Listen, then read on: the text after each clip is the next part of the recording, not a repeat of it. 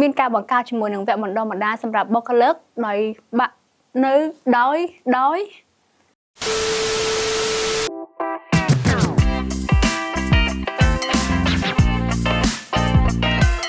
សួស្តីអ្នកទាំងអស់គ្នានាងខ្ញុំឈ្មោះកុងអឹងវិមានសប្តាហ៍ថ្ងៃនាងខ្ញុំមានតួនាទីជា Senior Account Payable Officer ដោយនាងខ្ញុំបានបម្រើការងារនៅក្នុងក្រុមហ៊ុន Cherry អស់ជិតរយៈពេល5ឆ្នាំមកហើយដោយតួនាទីដំបូងរបស់នាងខ្ញុំជា Accounting Intern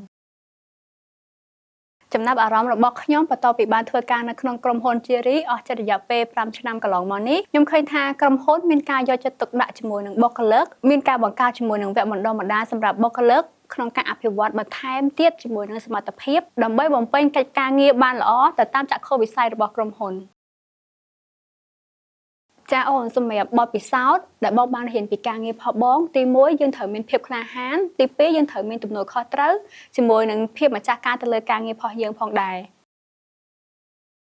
កន្លឹះដើម្បីការងាររលូននិងមានប្រសិទ្ធភាពចាស់សួរហ៊ានសាកសួរនិងពិភាក្សាជាមួយនឹងប្រធានផ្នែកលើចំណុចណាដែលមិនទាន់យល់ច្បាស់ដើម្បីធានាបានថាដំណើរការងារបានយ៉ាងត្រឹមត្រូវជាមួយនឹងការកាត់បន្ថយនឹងកំហុសមានភាពហ្មត់ចត់ធ្វើការដោយយកចិត្តទុកដាក់និងមានភាពច្បាស់លាស់លើការងារដែលខ្លួនកំពុងអនុវត្តក្រុមហ៊ុន Cherry រួបរួមរឹងមាំរីកចម្រើន